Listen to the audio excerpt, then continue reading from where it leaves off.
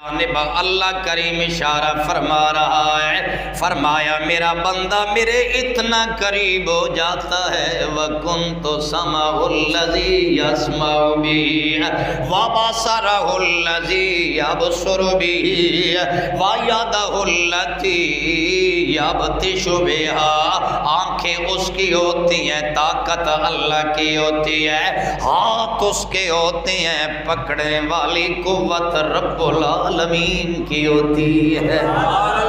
اس لیے اللہ کریم یہ طاقت اپنے بندوں کو عطا فرماتا ہے۔ آپ جانتے نہیں ہیں کہ سیدنا فاروق اعظم مدینہ میں مسجد نبوی کے ممبر پہ کھڑے ہیں، خطبہ جمعہ ارشاد فرما رہے ہیں، اور ساریہ کا کتنی میل کی مسافت پہ لشکر ہے، وہاں پہ لشکر کی رہنمائی بھی فرما رہے ہیں۔ جمعہ کے خطبہ کے دوران جناب عمر فرما رہے ہیں یا ساریۃ الجبل، یا ساریۃ الجبل، پہاڑ کے پیچھے سے لشکر آ رہا ہے، ان کو آگاہ بھی فرما رہے ہیں۔ عمر کس نظر سے دیکھ رہا ہے؟ یہ وہی نظر ہے جس کی جانب حدیث مبارکہ میں اشارہ کیا۔ یہ وہ طاقت ہے جو اللہ اپنے بندوں کو عطا کرتا ہے۔ سیدنا عثمان غنی، سب کہہ دیں رضی اللہ ہو، حضرت عثمان غنی کی محفل لگی ہے، حضور کے غلام بیٹھے ہیں، حضرت عثمان غنی کا دور خلافت ہے۔ ایک بندہ دور سے آیا اور جو ہی وہ محفل میں داخل ہوا، جناب عثمان غنی اس کی جانب مخاطب ہوئے، فرمایا لوگوں کو کیا ہو گیا ہے؟ میں تمہاری نظروں میں برائی کے اثرات دیکھ رہا ہوں، زنا کے اثرات میں دیکھ رہا ہوں، برائی کے اثرات دیکھ رہا ہوں۔ اب وہ بندہ جو محفل میں آیا تھا بیٹھ گیا، جناب عثمان غنی بات فرماتے رہے، جب باتیں ختم ہوئی لوگ اٹھنے لگے، وہ بندہ عثمان غنی کے قریب ہو گیا، کہنے لگا اے امیر المومنین آپ فرمائیے کیا ابھی بھی وہی آتی ہے؟ کیا اب بھی وہی آتی ہے؟ حضرت عثمان غنی نے فرمایا وہی والا سلسلہ تو نبی پہ بند ہو گیا، حضور آخری نبی ہے، لہذا حضور کے بعد کسی بندے پہ وہی تو نہیں آئے گی، وہی والا سلسلہ تو ختم ہو گیا۔ جناب عثمان غنی سے وہ بندہ سوال کرتا ہے پھر مجھے بتائیے آپ نے جو اشارہ فرمایا کیا وجہ ہے؟ میں تمہاری آنکھوں میں برائی کے اثرات دیکھ رہا ہوں، زنا کے اثرات دیکھ رہا ہوں۔ کہنے لگا اے امیر المومنین میں راستے میں آ رہا تھا، میری نظر بیٹھ گئی ہے، غیر محرم پہ میری نظر پڑ گئی ہے۔ اب یہ معاملہ ایسا ہے جسے یا میں جانتا ہوں یا میرا رب جانتا ہے، میں نے کسی کو بتایا نہیں ہے، آپ کو کیسے پتا چل گیا؟ جناب عثمان غنی نے فرمایا لوگو وہی تو بند ہو گئی ہے لیکن وہی کا نور ابھی باقی ہے، اللہ کے بندے وہی کے نور سے دیکھ لیا کرتے ہیں۔ اللہ اکبر، سیدی مرشدی یا نبی یا اللہ کے بندے وحی کے نور سے دیکھ لیا کرتے ہیں۔ اسی لیے سرکار نے فرمایا اتقوا فراست المؤمن فإنه ينظر بنور اللہ، مومن کی فراست سے بچا کرو، یہ جب بھی دیکھتا ہے اللہ کے نور سے دیکھتا ہے، اللہ کے دیے نور سے دیکھتا ہے۔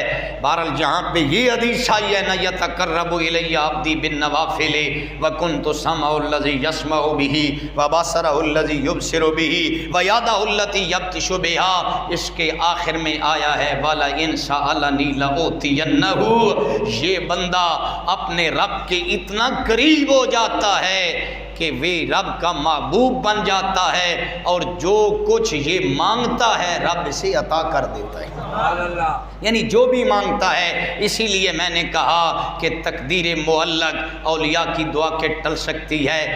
بغداد کا ایک بندہ تھا جس کا نام تھا ابو مظفر، کیا نام تھا؟ ابو مظفر، یہ بہت بڑا تاجر تھا۔ ابو مظفر تجارت کی غرض سے شام جانے لگا تو اس تاجروں کی بڑی پیاری عادت تھی، کہیں دور سفر پہ نکلنا ہوتا تو پہلے اولیاء کی بارگاہ میں حاضر ہوتے، اجازت لیتے۔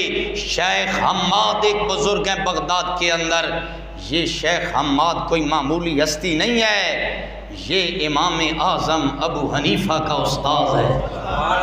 آپ خود اندازہ لگائیے کس قد کاٹ کا بندہ ہے۔ امام اعظم ابو حنیفہ کی اتنی بڑی ہستی، آج اگر کسی جگہ پہ 100 بندے جمع ہوں، ان میں سے 70 ایسے ہوں گے جو فقہ میں ابو حنیفہ کی پیروی کرنے والے ہیں۔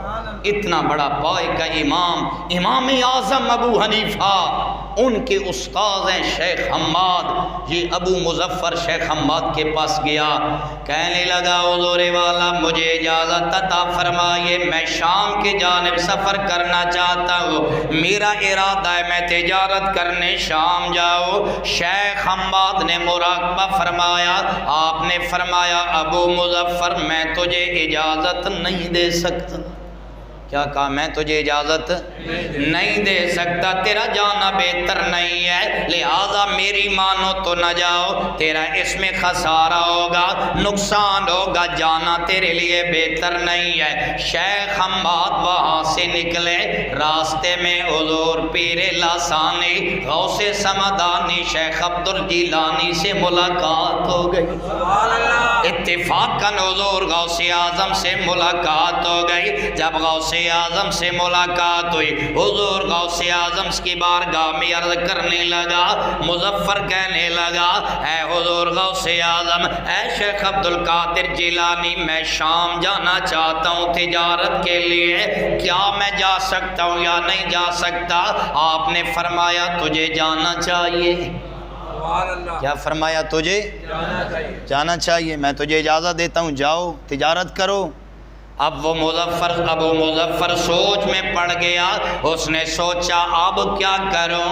شیخ حماد کہتے ہیں نہ جاؤ، شیخ عبدالقادر جیلانی فرماتی ہیں چلے جاؤ، اب میں کیا کروں؟ کس کی مانو؟ بہرحال شیخ عبدالقادر جیلانی کی بات مان کے شام کی جانب چلے گئے۔ جب شام پہنچتے ہیں فرماتی ہیں لوگوں جب میں نے تجارت کی، اس تجارت سے مجھے بہت زیادہ نفع ہوا، جو نفع ہوا ان دراہم کی ایک تھیلی میرے پاس آ گئی، وہ دراہم میں نے کسی جگہ پہ رکھنے کے بعد بھول گیا، تلاش کرتا رہا، مجھے وہ دراہم کی تھیلی مل نہیں رہی تھی۔ فرماتے ہیں رات کو میں سویا، میں نے خواب میں دیکھا، خواب میں میرے اوپر ڈاکوؤں نے حملہ کیا، قافلے پہ حملہ ہوا، ڈاکو میرا سارا سامان لوٹ کے لے گئے، میں پریشان ہوا، لیکن جب آنکھ کھلی تو مطمئن ہو گیا یہ تو خواب تھا، خواب میں یہ معاملہ ہوا۔ پھر مجھے یاد آ گیا وہ مال میں نے کہاں پہ رکھا تھا، میں نے وہاں سے اپنا مال اٹھایا، جب واپس تشریف لایا کہتے ہیں گھر میں آیا، بغداد پہنچا تو اب سوچ رہا ہوں پہلے شیخ حماد کے پاس جاؤ یا پہلے شیخ عبدالقادر جیلانی کی بارگاہ میں حاضری دو۔ فرماتے ہیں میں سوچ ہی رہا تھا، اتنے میں کیا دیکھتا ہوں شیخ حماد میرے غریب خانے پہ تشریف لائے۔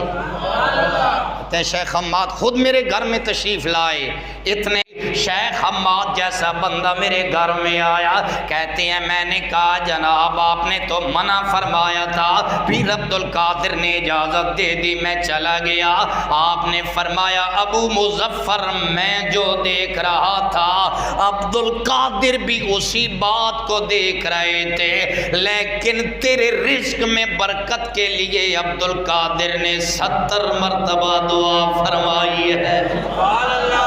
کتنی مرتبہ؟ 70 مرتبہ شیخ عبدالقادر جیلانی نے دعا فرمائی ہے، لہذا میں جو دیکھ رہا تھا تجھے راستے میں ڈاکہ پڑنا تھا، ڈاکوؤں نے تیرا مال لوٹ لینا تھا، تیری تقدیر یہ لکھی تھی، لیکن تھی یہ تقدیر معلق، اور عبدالقادر جیلانی ان بندوں میں سے ہے جن کے بارے میں رب فرماتا ہے والا انسا علانی لأوتینہ، یہ وہ بندہ ہے رب سے جو بھی مانگتا ہے رب سے دے دیتا ہے، اس کی دعاؤں کی برکت سے رب تقدیریں بدل دیتا ہے۔ اب جو معاملہ تیرے ساتھ ظاہر میں پیش آنا تھا اس سارے معاملے کو میرے رب نے خواب میں بدل دیا ہے۔